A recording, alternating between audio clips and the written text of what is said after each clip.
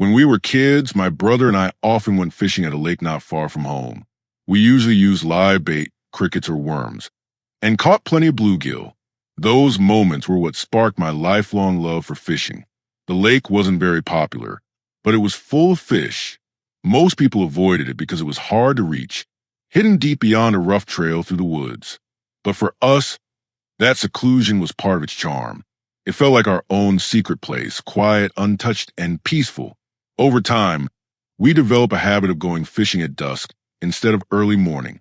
While most people were just waking up, we'd be setting up as the sun dipped below the trees. One Friday evening started out like any other. The sunset painted the sky orange and the water was perfectly still. We settled on a cluster of rocks, set our gear down, and cast our lines. But soon, I noticed movement on the far side of the lake. Ripples disturbed the calm surface. Something was moving. My brother, JJ, and I squinted, trying to make out what it was. The dark shape in the water shifted slightly. And then, suddenly, something began rising from that spot. At first, I thought it was just a huge fish, but within seconds I realized I was wrong. It was a person standing in the middle of the lake at dusk. The thought alone sent a chill down my spine. Whoever it was must have been underwater for quite a while, because we hadn't seen them before. The figure stood upright, moving slowly, rhythmically, almost as if the water itself was obeying them. JJ didn't move. His eyes were fixed on the figure. My stomach tightened with unease. I dipped my hand into water. It was freezing. Nobody in their right mind would swim in that temperature. "Let's go," I whispered him, but he didn't react. He just kept staring. A few minutes later, the figure sank beneath the surface again. JJ pulled out his phone and started a timer. 1 minute passed, then 2, then 3. 3 full minutes underwater. Suddenly, ripples appeared again, but this time, much closer to us. As the figure rose slowly from the dark water, its shape became clear. The lake whispered softly around it, and my breath caught in my throat. In that moment, one thought flashed through my mind. This wasn't human. The moment I clearly saw who had emerged from the water's surface, my heart nearly stopped. It wasn't a man. It was a woman. Her long brown hair clung to her shoulders, wet and glistening, and she was wearing something like a dark green swimsuit. The strangest part, she was beautiful. About our age, maybe a year or two older. Despite the cold water, she moved effortlessly, as if she felt perfectly at home there.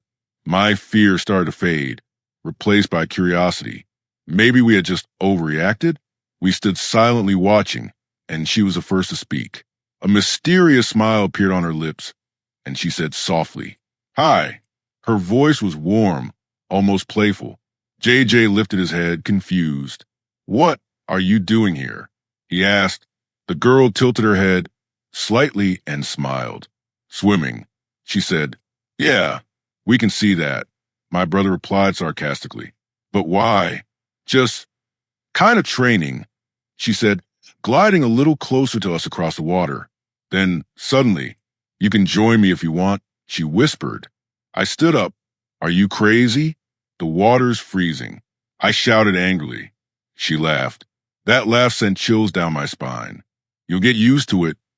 Quickly, she said. My brother frowned. "No thanks," he replied firmly. Her laughter stopped. A cold expression took its place. She put her finger to her lips as if thinking. That's when the fear came rushing back. I said loudly, "We're leaving," and pulled my brother by the shoulder. But suddenly the girl screamed, "No!" Her voice split the air, echoing across the water. I stumbled back in shock. My brother jumped to his feet. We grabbed our stuff and ran. Behind us, her voice rang out from the depths of the lake. "Come back. Come to the water." Then the shouting turned into a scream. Not human, more like the wail of something from another world. We tore through the forest, running as fast as we could. Even as we reached the car, her scream echoed in my ears. JJ was trembling, fumbling with his phone, calling the police. They told us to stay nearby, but my brother said, "No, we're leaving," and hung up. That night, I couldn't sleep. Every time I closed my eyes, I saw her, standing in the middle of the lake, staring right at me. We didn't go back the next week. But after a while, curiosity got the better of us. A few weeks later, we returned with our father. We told him everything. At first, he didn't believe us. But when we got there, he fell silent, staring at the center of the lake for a long time. The girl never appeared again. Whether the police found her or something else happened, we never found out. But sometimes when the wind blows in the lake, I can still hear a whisper. That same voice, "Come back."